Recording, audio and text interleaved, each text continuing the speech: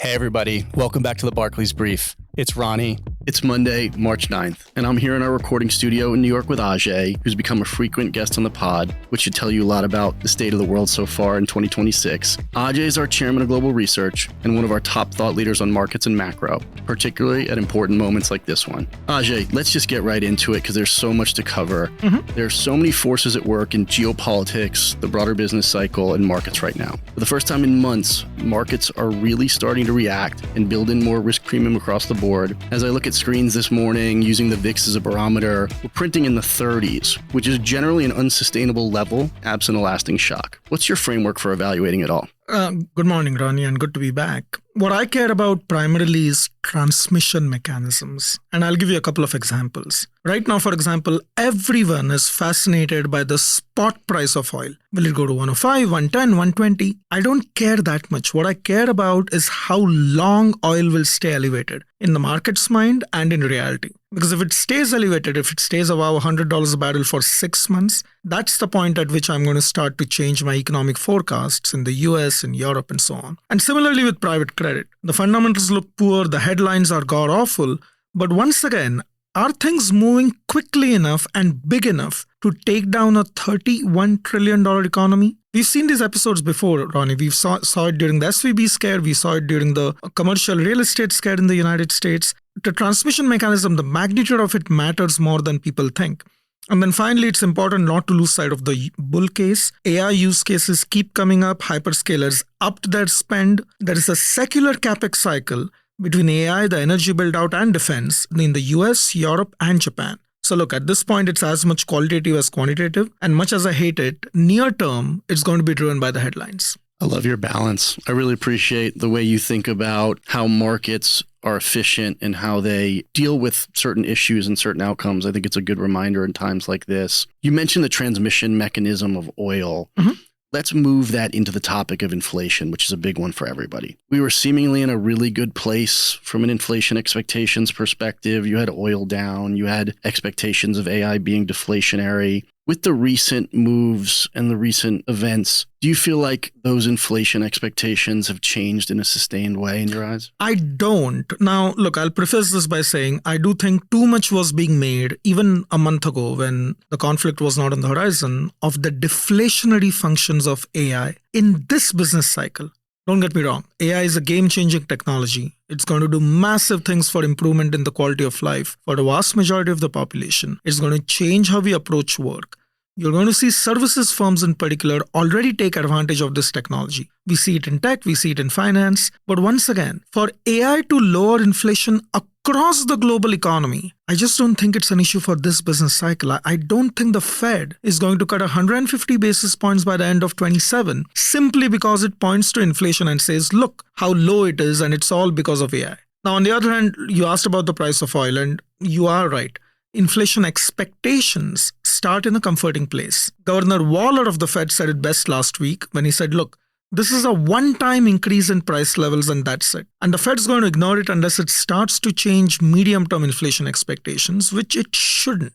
I mean, honestly, Ronnie, if the Fed did not lose inflation credibility in 22 and 23, when CPI ran at 8% for 2 years straight, then I'm sorry, but it's not going to do it now. Right. Well, look, I think being a student of history, particularly market history, is very important in times like this. As you contextualize this current conflict, what are some of the historical episodes or analogs that we should focus on as it relates to the price of oil and we've seen in the past? That's a great question. And looking at it through the prism of oil is a very good way to phrase it. So if I look at the last 4 or 5 instances, none of them genuinely applies. And I'm not trying to cop out of answering the question. But if you look at June 2025, what is called Operation Midnight Hammer, oil spiked for one night and then came straight back down. In that case, the episode was also over very, very quickly. Similarly, April 2024, October 2024. Perhaps the most significant episode, I would say, was September 2019, where in a related conflict, you had Saudi Arabia's biggest processing facility for oil, something that handled about half of their production taken out. But even in that instance,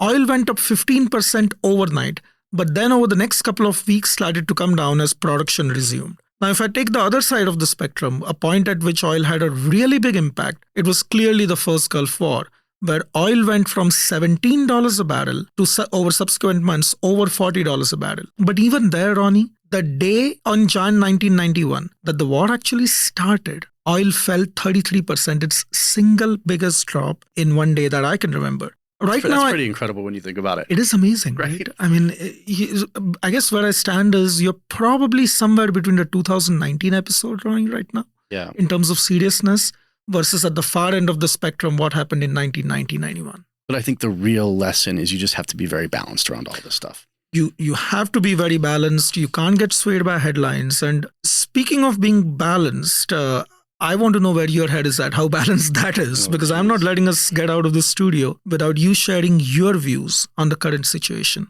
I know you're deeply intertwined with our clients, with our market franchise. How are you thinking about the path forward? Other than my head hurting?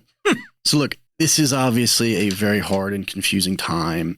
And I think that it's an especially difficult time to predict the immediate future for markets. So what I'm really trying to do is just picture what the world might look like out 6 to 12 months, because I've found that that is generally what drives a sustained path for markets. And one thing I've been very impressed by is the dispersion in markets and how that rotation, like one sector up, another sector down, the balancing out of the market through market internals has proved resilient in the face of a lot of headline shocks. I mean, if you think about it, it feels like we've thrown the kitchen sink at the market for the last 6 months across geopolitics, around AI fears, hyperscaler, CapEx spending fears. There's been a lot, and the market hasn't really gone up, but it really hasn't gone down either. And a lot of that is just market internals and rotation. And so I think what that's telling you is the market feels like there's a large AI impulse coming that's going to drive a lot of productivity gains and drive a lot of new breakthroughs. And you just have to be aware of it, because the market's trading difficult events with a path forward, with like a look through to a lot of efficiency gains from technology. So that's something that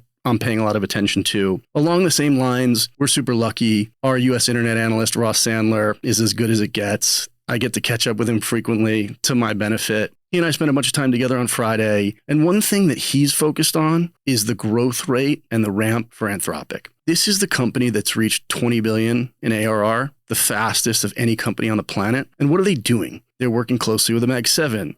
They're working closely with companies of all sizes across the globe to drive efficiency, to drive productivity, to drive new product breakthroughs. And Ross thinks that you're about to see that hit the mainstream. And as you do, that wow factor as it relates to AI should come back into the market. And I think this is the theme that matters most for the sustained path of markets from here. And so there's a lot of reason for optimism. And then you spent time on private credit, you spent time on software. I'll hit both pretty quickly. I've spent a lot of time on them as well. But when I think about the two, they're obviously very unique and different, but the same in one sense. Both of them are going to be slow moving. If I think about the runway for software companies, they have contracted revenues out 3 to 5 years. They have a lot of optionality to pivot and fuse AI for the space to consolidate. There's a lot that can go wrong. Obviously, they're being disrupted, but there's a lot that can still go right, and they have the benefit of time. Private credit, same thing. It's going to take a lot of time to crystallize. And then when I look at private credit in places that can create systemic risk, like life insurance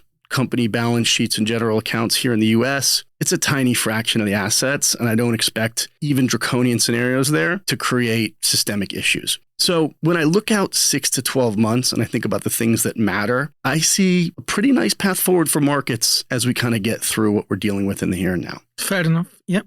All right. One last question for you, for all of us. What is the thing that you're going to be most focused on in the here and now for markets? All right. I'm going to give you two. On the market side, it's probably the July or September oil futures contract. That curve is still in backwardation. If it starts to go into contango, I would start to get far more worried unless spot oil has dropped a lot. And on the economy side, you cannot get away from the labor market. If we have 2 or 3 more prints, like the one that we saw on last Friday on the labor market, if you have continued job losses, I don't think we will. But if we do, then all bets are off. So those are the two things I'm watching very, very closely. Ajay, it's always great to have you here. We appreciate your thoughts, and we look forward to having you back soon, which if this year is any indication so far, it'll be sooner rather than later. Thank you. In summary, markets are locally volatile, but Ajay urges balance when evaluating the potential lasting impacts of geopolitical shocks like these. Please remember to hit the subscribe button wherever you listen to your podcast to be notified each time we release a new episode of the Barclays Brief.